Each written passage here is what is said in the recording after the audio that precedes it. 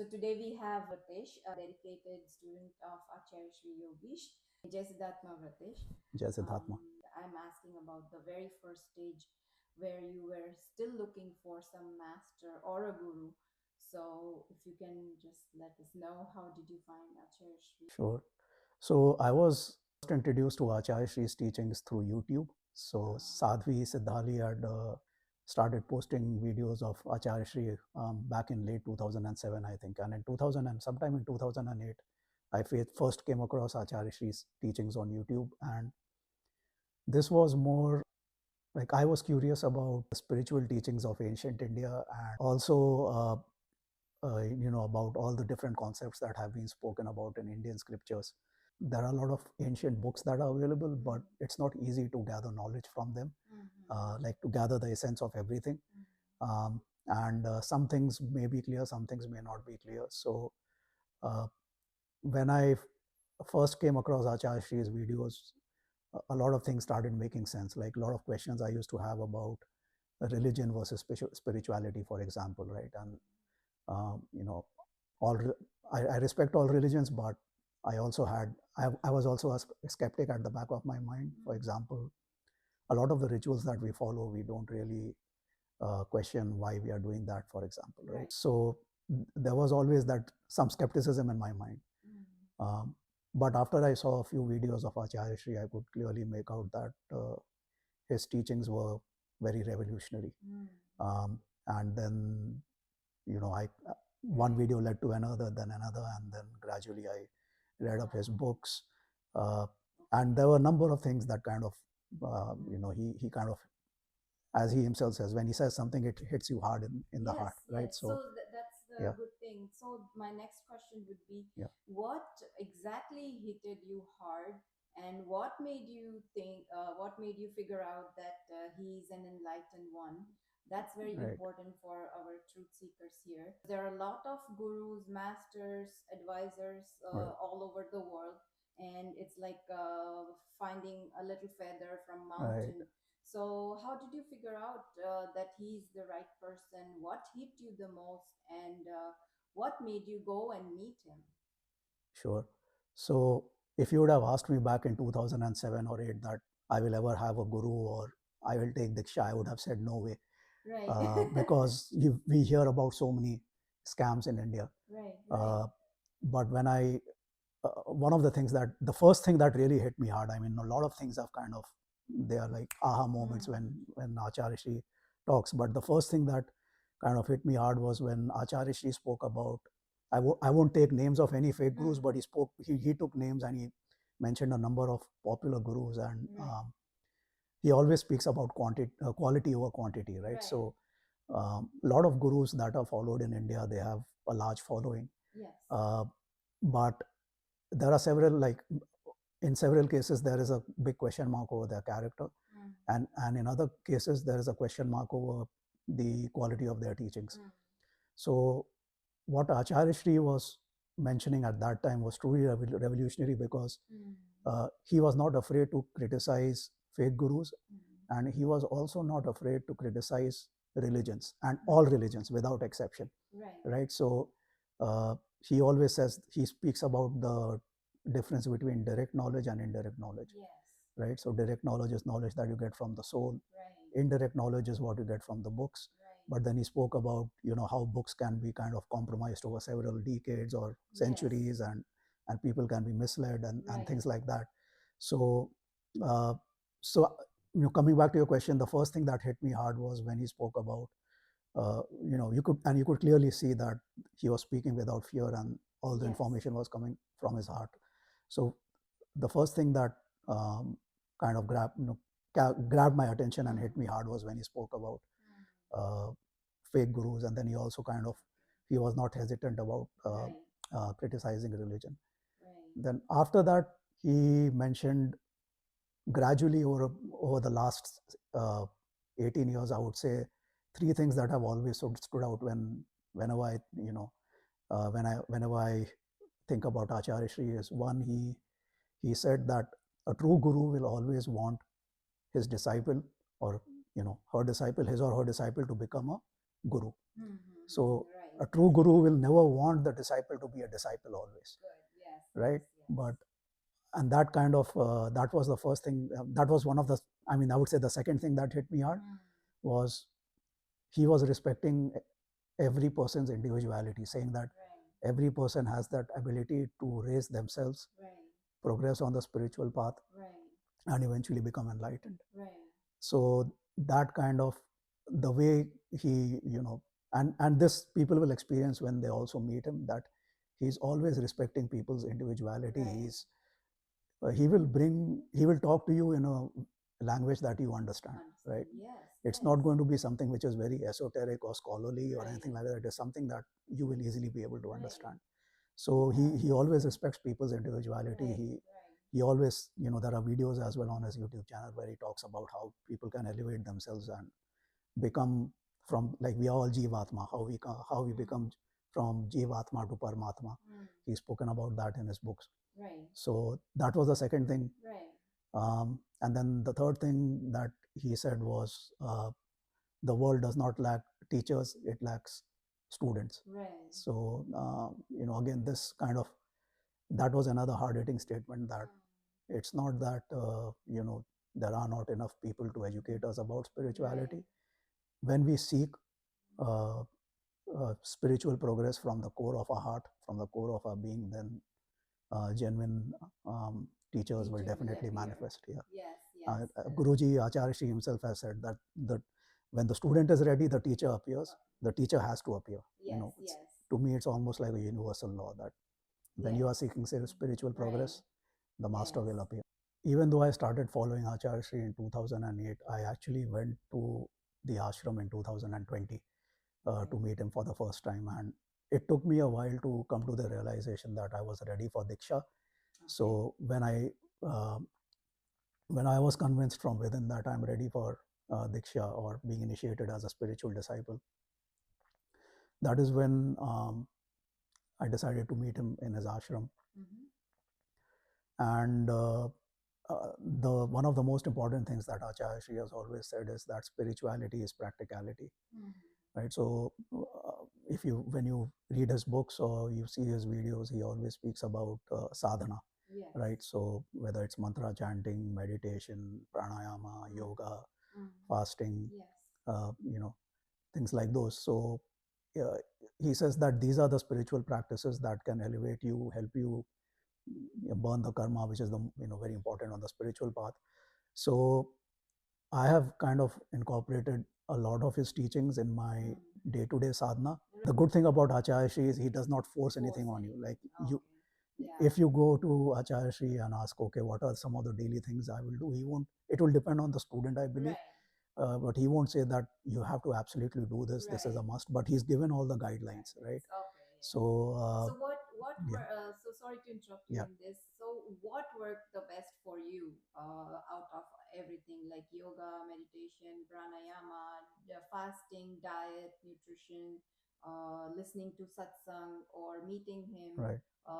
What a couple of things that really you are still practicing, and you think that helped you a lot? I would say everything worked. Like, it's almost as if everything works in harmony, whatever you believe in.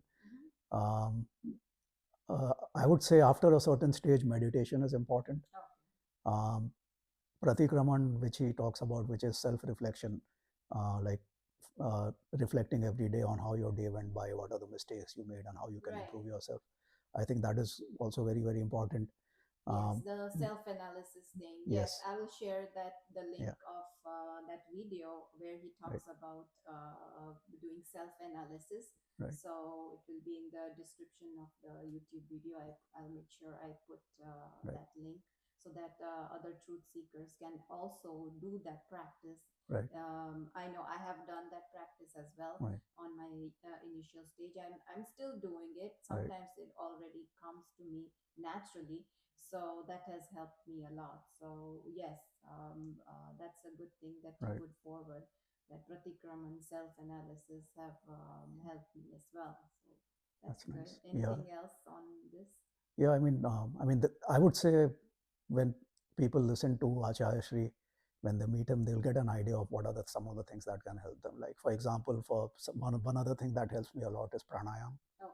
Like Acharya Shri always says, he talks about specific breathing exercises that you should do early in the morning when the quality of oxygen is the best.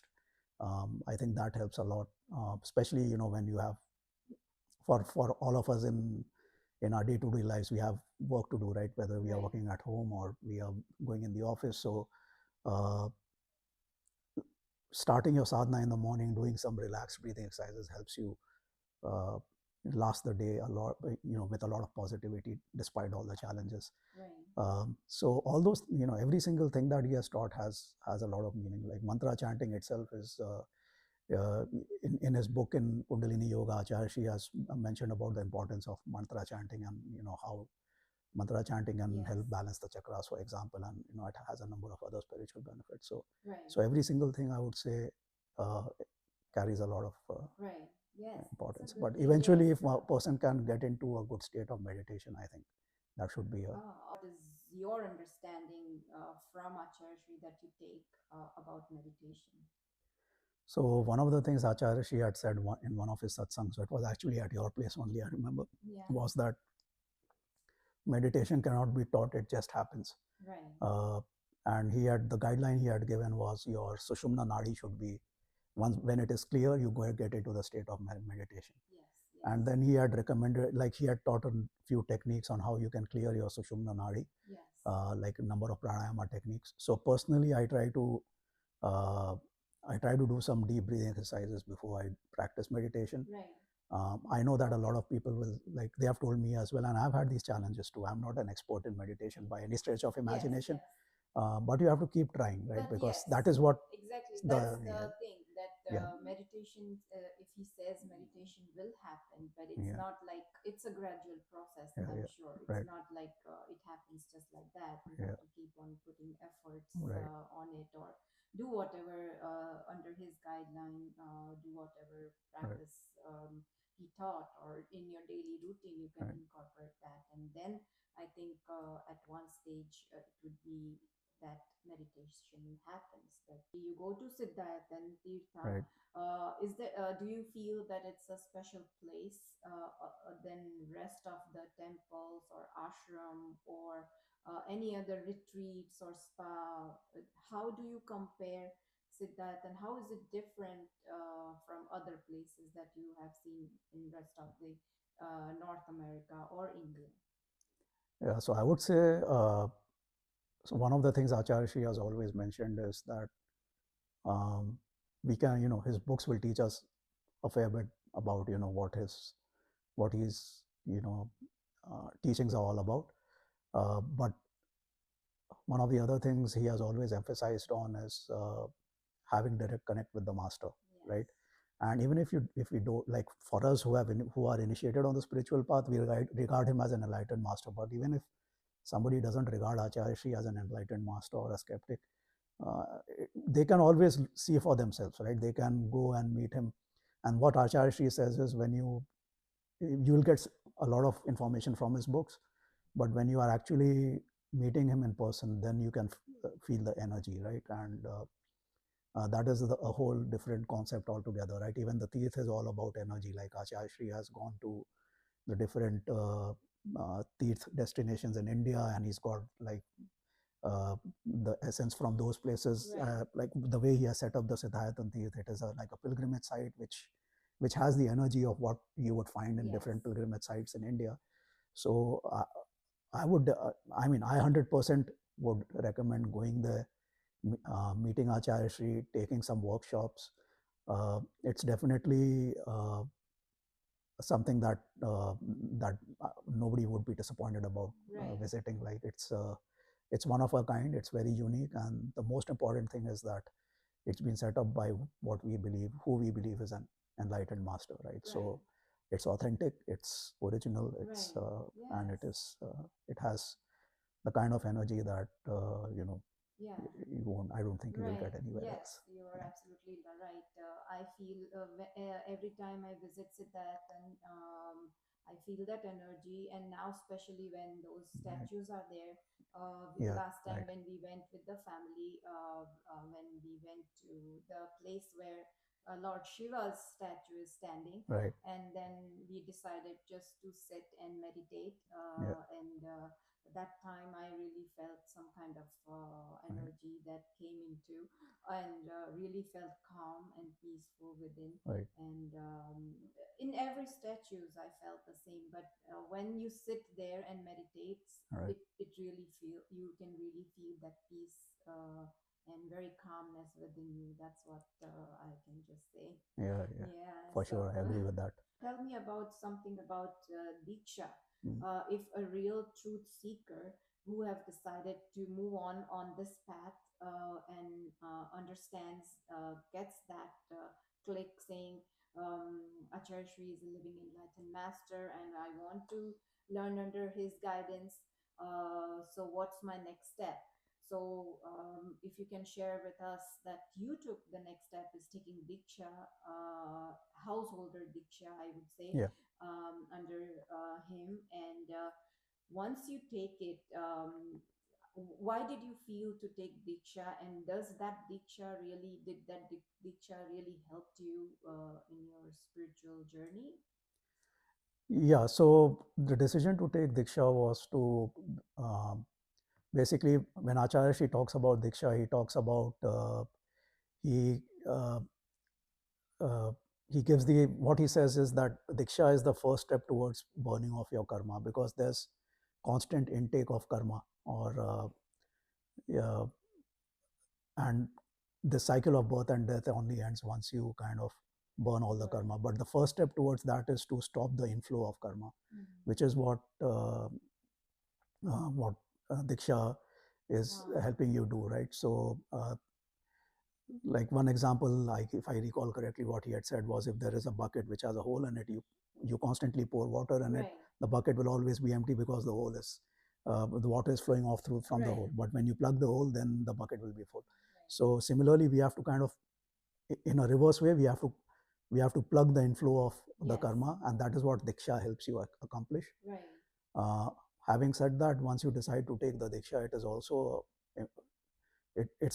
a responsibility that a person has accepted, Yes. because as Acharya Shri has said, that the relationship between a guru and the disciple is that of selflessness, Right. right? So the guru will always, once the disciple is initiated, the guru will help with the disciple with the progress on the spiritual path. The disciple, a true disciple, will also do whatever he or she can to spread the teachings of the master to as many people as possible. Right. So uh, it is something which comes with a responsibility, Right. Diksha. Okay. Um, yeah. Yeah. So ultimately, like, at my belief is, at some stage when you like, if you have to progress on the spiritual path, you need guidance, right? Right. Yes. So So I this is where see, I I hear that Diksha definitely yeah. helps if you really want, you are looking for yourself to progress in your spiritual Yeah. path. Diksha from a living enlightened master Right. would really help you transform, and then you can move from there. So I promise Yeah. I end up No, the no last issues. question. So for Diksha, what do we have? Can you share what do we have to do? Is it very is the thing that when what I heard from other religion and stuff like that, the Diksha is very kind of strict, very which is hard to follow in your daily routine, and it's very for especially for householders. All right. How taking Diksha is, was that easy, hard, and what exactly is the Diksha was all Right. about? So Diksha is about taking the vows. Right. So if you are taking Diksha as a monk, then there's a separate set of vows. If Yes. you're taking Diksha as a householder disciple, there's a separate set of vows. But if it's one does not have to abandon one's own religion or faith. Uh, Right. so that is the first thing that we would want to be clear about, Mm-hmm. is Yes. when you're taking Diksha under a master, you're not kind of abandoning your religion or your Right. faith. What you're actually committing to is spiritual progress. under the guidance of somebody that you believe will help you, Yes. by giving you, as Acharya Shri says, a living enlightened master will teach you in accordance with what you are capable of learning, right? So Right. for each person, the It kind will of be on individual basis. It's not Yeah. like the strict thing that you Yeah. have to follow every single day, or even Yeah. if you forget something, that would be a big sin that you Right. did or something like that. So Yeah. it's pretty, yeah, if you take responsibility, if you know what you are doing, if you want to progress on the path, and you take Diksha Yeah. responsibly, I think Yeah. that would, Yeah. I mean, if like there are certain things that you have to follow, like being vegetarian is very, very important. Acharya Shri always yes, stresses that. And then there are other things like no gambling, right, no prostitution, no porn, things like right, that. So if you're not into any of these, you're already on the path, I already would on say, the path. even if you haven't taken Diksha in a way. Yes, Because these are the kind of things that bring in a lot of karma. right, right, So what we do when we take those vows, we are blocking off that inflow of karma when right, we take these vows.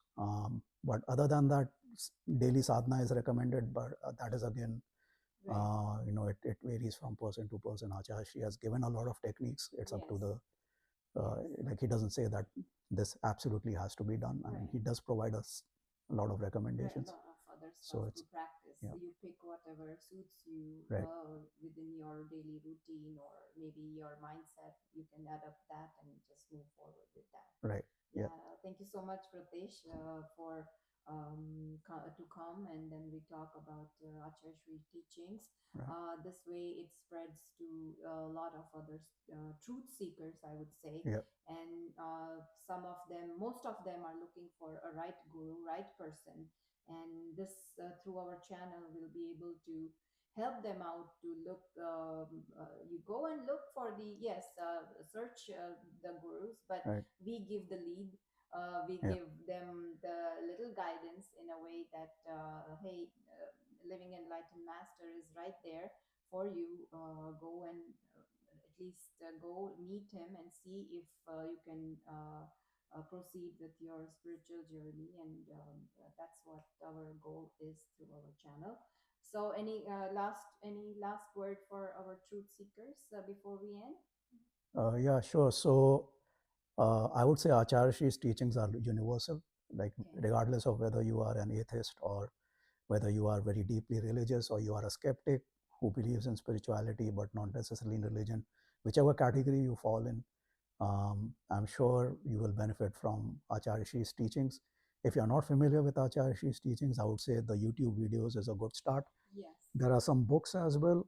So there are a lot of YouTube videos, but Sadhvi Siddhali has done a fabulous job in uh, transcribing most of, especially the videos that were out in the initial years. They are there in this book called Awaken. So this is one book I would definitely recommend if you're not familiar with Acharya Shri's teachings. Then there's another great book. This is on Kundalini Yoga. It's called Chakra Awakening. Um, so here also Acharya Shri talks about a number of different things. He talks about not just Kundalini Yoga the way you would read in the books nowadays, but Yes. also he talks about the spiritual traditions of India. He talks about the Shramnik tradition or the Samnik tradition, Right. which not many people may be familiar with, but he goes into great detail, and there are a lot of interesting facts in this book. So I'm sure whoever Yes. reads this book, and it doesn't have to be read page to page, like you can start on it from any chapter and Right. it will give you a good idea. There are a number of other books Acharya Shri has written. So I would definitely recommend, like, just pick any book, Yeah. and I'm sure you'll learn something or the other. And this is another fabulous book. That this is written by um, the chief disciple of Acharya Shri, Sadhvi Siddhali, who really, I mean, we owe a lot to her for Yes, bringing Acharya definitely. Shri to Yes. us. I think today the YouTube channel has more than Right. 120,000 Yes. subscribers, and so Yes. much credit goes to Sadhvi To her, yeah. Siddhali, who kind of initiated all that. So, big thank you to her. So this is the book. So why I would recommend this book is because it is written from the perspective of somebody who's been very close to Acharya Shri, Right. like a chief disciple. The foreword in this book is by Acharya Shri, and then um, you know everything else Sadhvi Siddhali has written about how she has learned Yes. under Acharya Shri. So these are good places to start, and uh, I would, as we already discussed, I mean, if uh, definitely, I would recommend visiting the ashram as well, but I would recommend getting started with the with the YouTube videos and these YouTube books. videos and the books. And Yes. hopefully uh, Yeah. people will find it Find it useful. out. Yes, thank you so much, Ratish. Each and every word in this video, I'm sure a lot of people would benefit, and especially truth seekers. The real Right. truth seekers will make their path easier, and we are pointing towards Acharya Shri Yogeesh, Living Enlightened Master, and we'll keep on talking about Living Enlightened Master in the rest of the series. So, Jai Siddhartha and Jai Siddhartha.